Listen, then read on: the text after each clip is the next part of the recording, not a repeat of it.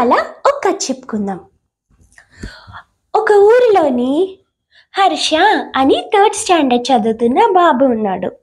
హర్షకి ఒక చిట్టి చెల్లుంది. తనకి 8 months అన్నమాట. ఆ పాప పేరు హరిణి. అయితే హర్షకి వాళ్ళ మమ్మీ డాడీ అంటే చాలా ఇష్టం, చెల్లి కూడా ఇష్టమే. అయితే తనేం గమనించాడంటే చెల్లి పుట్టాక అందరూ చెల్లిని ఎక్కువ ముద్దు చేస్తున్నారని.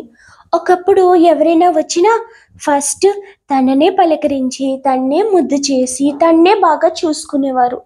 ఇప్పుడు మాత్రం అందరూ రాగానే ఏది చిట్టి తల్లేది, బుజ్జి తల్లేది అని అంటారు.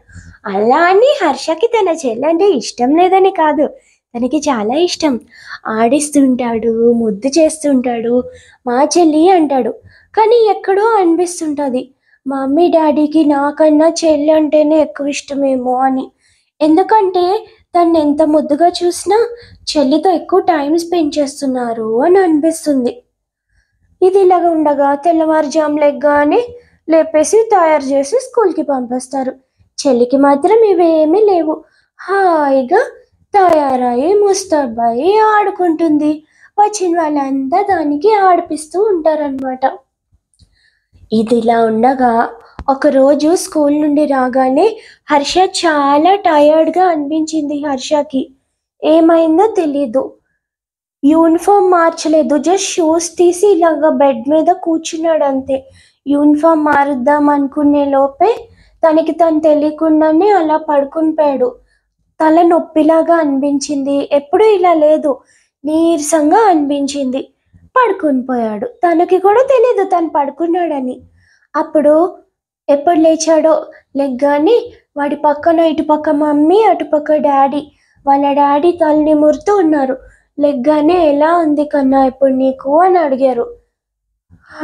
కొంచెం తలనొప్పిగా ఉంది డాడీ అంటే అప్పుడు వాళ్ళ డాడీ చెప్పారు, నీకు జ్వరం వచ్చిందమ్మా అని. అవునా డాడీ అంటే అవునరా తల్లి అని చెప్పి తనకి వెంటనే మెడిసిన్ ఇచ్చి మళ్ళా పడుకున్నాను, జాగ్రత్తగా రెస్ట్ తీసుకో అని చెప్పి తన పక్కనే కూర్చున్నారు.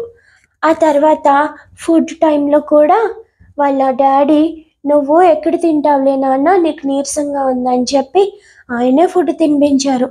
ఒక పక్క పాపని చూస్తున్నా వాళ్ళ అమ్మగారు కూడా వచ్చి ఎలాగుందమ్మా అని తన తల నిమురుతూ పదే పదే అడుగుతూ ఉన్నారనమాట. హర్షకి ఒంట్లో నీరసంగా అనిపించినా ఒక పక్క వాళ్ళ మమ్మీ డాడీ పదే పదే వచ్చి తన దగ్గర కూర్చోవడం, తనని ముద్దు చేయడం, తన వైపు ప్రేమగా చూడడం చాలా నచ్చింది.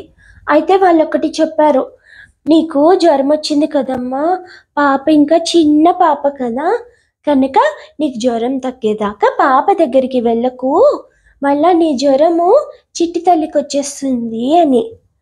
తను కూడా అమ్మయ్య దాన్ని ఆడించే పని నాకు తప్పింది అని చెప్పి రెస్ట్ తీసుకున్నాడు. ఆ తర్వాత వాళ్ళ మమ్మీ డాడీ అలాగే ఒక 2 రోజులు పూర్తిగా హర్ష వెనకనే ఉండి తనకి ఫుడ్ ఇచ్చి మందులు ఇచ్చి ఎలా ఉంది అని పదే పదే అడగడం, తన మంచం దగ్గర కూర్చొని తల నిమరడం, అలాగెంతో కేర్ అండ్ కన్సర్న్ చూపించారు. ఇవన్నీ హర్షకి ఓ పక్క నీరసంగా ఉన్నా చాలా నచ్చుతున్నాయి. అంతేకాదు బోల్డ్ మంది ఫోన్ చేశారు, ఎలా ఉంది కన్నా అని. అమ్మమ్మ, తాతగారు, నానమ్మ, తాతగారు అందరూ, పిన్నులు, బాబాయిలు అందరూ ఫోన్లు చేస్తూనే ఉన్నారు. హర్ష నీకు ఎలా ఉందమ్మా అని. ఇదంతా చిన్న పిల్లాడు కదా, వీడికి తనకి చాలా ఇంపార్టెన్స్ ఇస్తున్నారని, బాగా చూసుకుంటున్నారని చాలా హ్యాపీ అనిపించింది. ఆ తర్వాత హర్షకి జ్వరం తగ్గాక యాజ్ యూజువల్ వాళ్ళ మమ్మీ డాడీ తనకి స్కూల్కి పంపుతున్నారనమాట. మళ్ళా తెల్లారే లెగడం, బట్టలు వేసుకొని స్కూల్కి వెళ్ళడం, యాజ్ యూజువల్ మళ్ళా తన ప్లేస్ తనకు వచ్చేసింది. మళ్ళా వాళ్ళ మమ్మీ డాడీ చిన్న పాపను ఎత్తుకోవడం, దానికి ఫుడ్ పెట్టడం, దాని వెనుక ఉండడం, యాజ్ యూజువల్ నార్మల్ అయిపోయింది. హర్షకి ఇదంతా చూసి అబ్బా నాకు జ్వరం వచ్చేటప్పుడే బాగుంది, అందరూ నన్నే చూసి నన్నే ముందు చేసి అందరూ నాతోనే టైం స్పెండ్ చేశారు. ఇప్పుడు మళ్ళా తెల్లారి లేపేస్తున్నారు, స్కూల్కి వెళ్ళమంటున్నారు, అన్నీ మళ్ళా నా పనులన్నీ నన్నే చేసుకోమంటున్నారు. ఇప్పుడు నా ఫుడ్ కూడా నేనే తినాలి, నా బట్టలు నేనే వేసుకోవాలి. అదే నాకు జ్వరం వచ్చినప్పుడు అన్నీ నాన్నగారే ఎంతో ప్రేమతో చేసి పెట్టారు. అమ్మ కూడా నాతో వచ్చి కూర్చునేది. అబ్బా అనిపించింది. ఇప్పుడు ఇదంతా ఒక ఎత్తు అయితే మా మమ్మీకి ఏ వర్క్ ఉన్నా పాపను ఆడించు అని నాకు పాపను అప్పచెప్తున్నారు. నాకు నా చెల్లి ఇష్టమేలే, కానీ దాన్ని ఎంతసేపు ఆడించాలి? అది నాతో మాట్లాడదు, నాతో ఆటలాడదు, నాకు బోర్ కొడుతుంది. అది ఊరికే కిలికిలా కిలికిలా నవ్వుతుంది, దానికి ఏం తెలియదు ఇంకా అని అనుకున్నాడు. ఆ తర్వాత వాళ్ళ క్లాస్లో అలాగే డల్గా ఉంటే తన ఫ్రెండ్ విష్ణు అడిగాడు, ఏంట్రా మొహం అలా పెట్టావు, నీకేమైంది అని. ఏం లేదురా, జస్ట్ నార్మల్గానే ఉంది. బట్ మనకి ఎప్పుడైనా ఏదైనా కోరిక కావాలనుకో అది ఎలా తీరుతుంది అంటే అప్పుడు విష్ణు అంటాడు, ఓ సింతేనా, నీకు ఈ విషయం కూడా తెలీదా? చాలా సింపుల్, మనం ఏదైనా కోరిక కోరామనుకో అది హ్యాపీగా తీర్చుకోవచ్చు అంటాడు. అవునా, ఎలాగా అంటే ఏముంది, నాకు రెడ్ కలర్ కార్ కావాల్సి వచ్చింది, రేసింగ్ కార్ అనమాట. ఒక షాప్లో చూశాను, ఎంత బాగుందో. మా మమ్మీ డాడీకి కొనిపెట్టమంటే అన్నారు, చూడు ఆ డబ్బా నిండా బొమ్మలు కొనిపించావు, ఒక్కటి కూడా ఆడవు, అలా షాప్ నుండి తేవడం లోపల పడేయడమే, నువ్వు అన్నీ కొనిపిస్తావు కానీ ఆడట్లేదు, ముందు వాటితో ఆడు, ఆ తర్వాత కొత్తవి కొంటామని అన్నారు.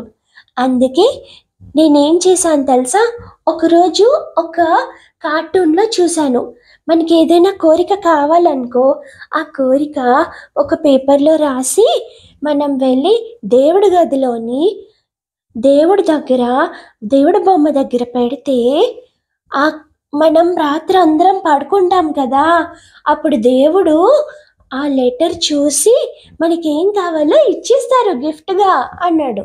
అంటే అవునా అంటే అవునరా, నేను అందుకే ఒక పేపర్లోని నాకు బర్త్డేకి రెడ్ కలర్ రేసింగ్ కార్ బొమ్మ కావాలి అని రాసి పెట్టాను. అంతే, నా బర్త్డే రోజు మా మమ్మీ డాడీ నాకు అదే గిఫ్ట్గా ఇచ్చారు. దేవుడు చేయడం వల్లే కదా నాకు అది గిఫ్ట్ వచ్చింది. అందుకే మన కోరికలు ఎప్పుడు కావాలన్నా పేపర్లో రాసి దేవుడు దేవుడు ఫోటో దగ్గర పెట్టాడమే అన్నాడు. అవునా అనుకున్నాడు, ఇదేదో బాగుంది అనుకొని అందరూ పడుకున్నప్పుడు రాత్రిపూట హర్ష, దేవుడా నాకు జ్వరాన్ని ఇవ్వు, మళ్ళీ అందరూ నన్ను ముద్దు చేస్తారు అని మనసులో అనుకొని దేవుడా నాకు జ్వరం కావాలి అని రాసి చిట్టి మడత పెట్టి దేవుడు ఫోటో దగ్గర పెట్టి పడుకుంటాడు. మరుసటి రోజు వీళ్ళ మమ్మీ పూజ చేయడానికి వెళ్తూ ఆవిడకి అది కనిపించగానే ఆ లెటర్ చూసి చాలా షాక్ అయ్యారు. బాధ భయం రెండూ వచ్చాయి. ఏంటిది, వీడికి జ్వరం ఎందుకు కావాలబ్బా, అసలు వీడు ఇలా లెటర్ ఎందుకు రాశాడు అని చెప్పి వాళ్ళ నాన్నగారికి చూపించాడు. వాళ్ళ నాన్నగారు అది చూసి ఆయన కూడా సర్ప్రైజ్ అయ్యారు.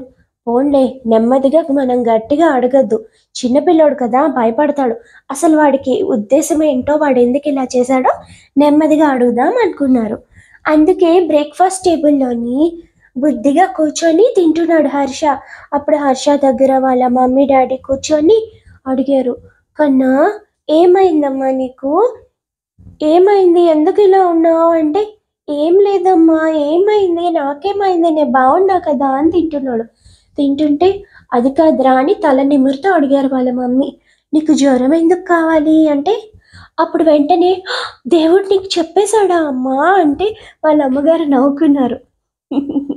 ఇంచుమించు అలాగే అయిందిలే, నీకు జ్వరం ఎందుకు కావాలి కన్నా అంటే మరి నాకు జ్వరం వచ్చినప్పుడే కదా నువ్వు డాడీ నన్ను ముద్దు చేస్తున్నారు, నా దగ్గర కూర్చొని ఎక్కువసేపు ఉంటున్నారు, మీరే కాదు అందరూ నన్ను స్పెషల్గా చూస్తున్నారు, అందుకే నాకు జ్వరం కావాలి. జ్వరం తగ్గిపోయాక నన్ను ఎవరు పెద్దగా పట్టించుకోవట్లేదు, ఇంకా నేను స్కూల్కి వెళ్ళాల్సి వస్తుంది, అదే జ్వరం ఉన్నప్పుడైతే హాయిగా ఇంట్లో రెస్ట్ తీసుకోవచ్చు కదా అన్నాడు.